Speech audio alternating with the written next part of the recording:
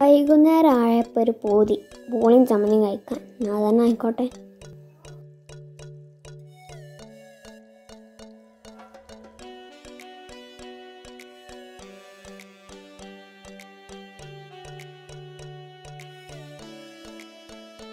നമ്മുടെ പൂള് നല്ല വൃത്തിയാക്കി നമ്മൾ മുറിച്ച് വെച്ചതാണ് കേട്ടോ.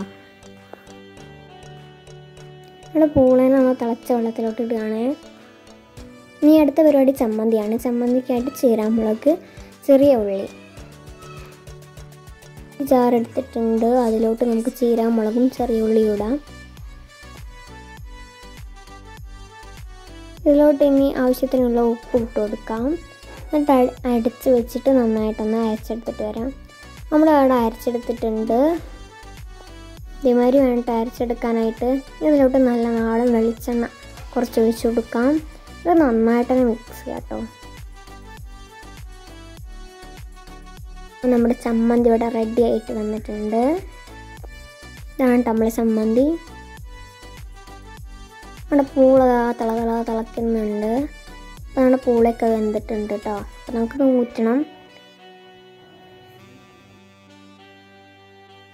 നമ്മുടെ പൂളയും ചമ്മന്തിയും പ്ലേറ്റിലെടുത്തിട്ടിട്ടുണ്ട്. ഇതേമാതിരി മുക്കി നമുക്ക് വായലോട്ട് വെച്ചാൽ നല്ല ടേസ്റ്റാണ്.